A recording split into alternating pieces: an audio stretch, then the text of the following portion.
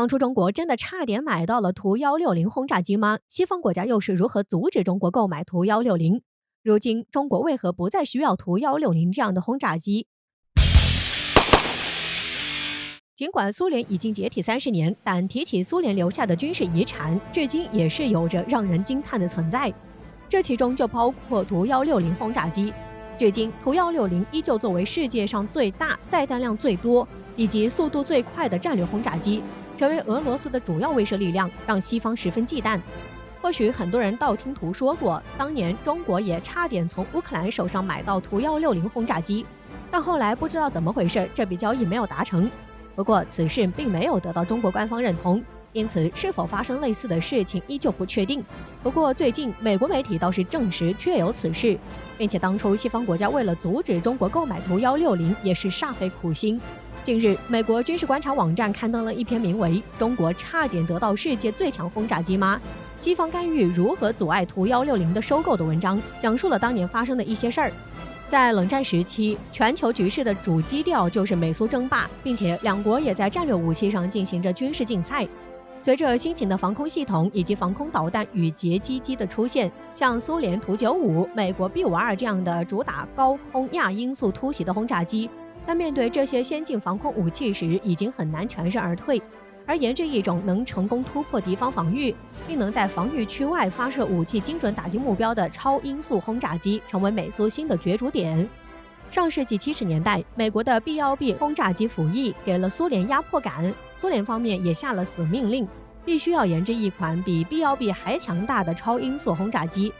1987年，由苏联图波列夫设计局研制的图160战略轰炸机正式服役。这款轰炸机气动结构与 B-1B 十分相似，但与黑色 B-1B 不同的是，图160全身白色涂装十分惊艳，因此也得名白天鹅。而图160的体型要比 B-1B 还要大20%，并且具备2马赫以上的巡航速度，其外载弹量达到45吨，而内置弹量也达到了40吨。当时的图160轰炸机与 R-37导弹、T-92坦克以及正在建造的乌里扬诺夫斯克级核动力航母，被认为是未来20年苏联在军事领域压制美国的资本。然而在图160服役那年，离苏联解体仅剩4年了，而且苏联最终也不是被武器给打败的。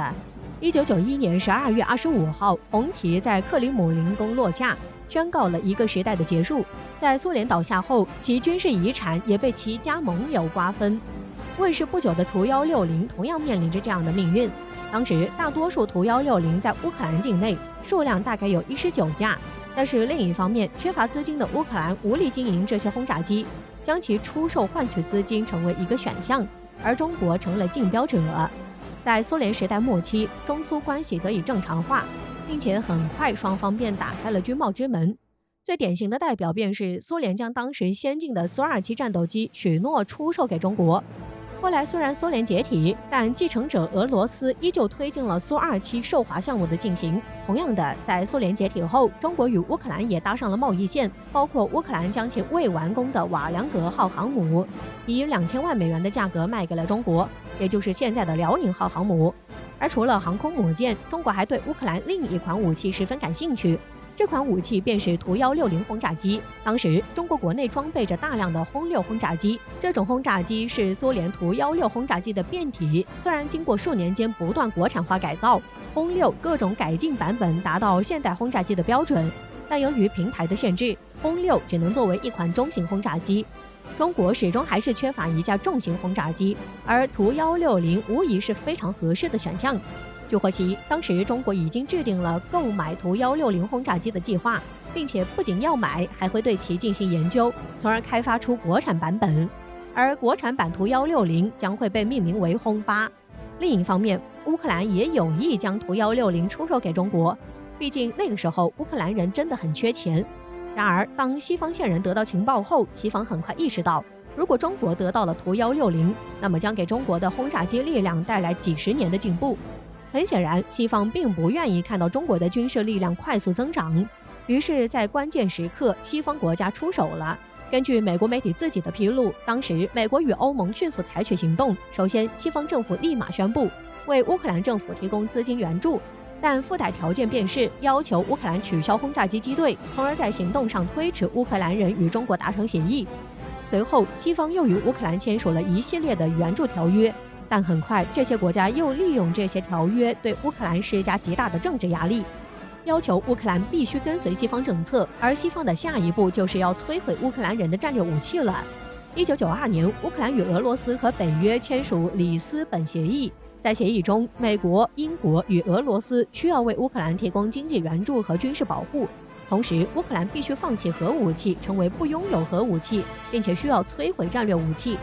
从1992年到1996年，乌克兰开始了大规模销毁核武器的运动。到了2001年，乌克兰甚至连核武器的载体也开始销毁，像洲际弹道导弹发射器被全部拆除，而苏联留下的图160轰炸机在一部分转交给俄罗斯后，另一部分甚至直接用挖掘机进行暴力破坏与拆解。最终，乌克兰一架图160也没有留下，而中国自然也买不到这款轰炸机了。当年乌克兰的举动，其想法也很简单，就是想靠自废武功来求自保。但如今，乌克兰成为美俄角逐的棋盘，克里米亚被俄罗斯拿走，东部地区闹独立，想加入北约却不被接受，经济在欧洲倒数第一，沦为欧洲子宫。想必今天乌克兰人也会无比后悔当初的决定。而另一方面，在错过图160后，中国也只能继续升级轰6，以维持与美国不对等的空中威慑力量。然而如今，图160或者类似的轰炸机已经不是中国解放军的首选了。进入90年代后，全球军事科技发展的方向又发生改变，隐身轰炸机成为时代新宠。这种轰炸机具备对雷达的高度不可见，不必像图160一样只能依靠速度打了就跑，而是能在对方毫无察觉的情况下搜索到重点打击目标，然后进行外科手术般的打击，其效率高得多。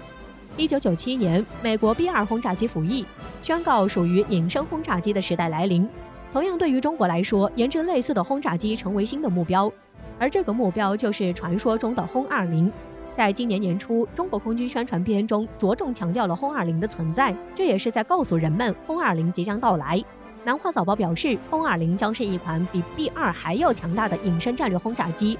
轰20的航程能达到12000公里，并且有效的弹药荷载能达到45吨。相比之下 ，B2 的射程为10000公里，有效弹药荷载能为20吨。此外，轰20将填补中国在战略轰炸机领域的空白，使得中国真正具备3位一体的核威慑力。与轰20一比，图160就显得不够看了。30年前，中国对图160可望不可求，但如今图160恐怕已经入不了中国人的法眼。毕竟，轰20才代表着中国轰炸机的未来。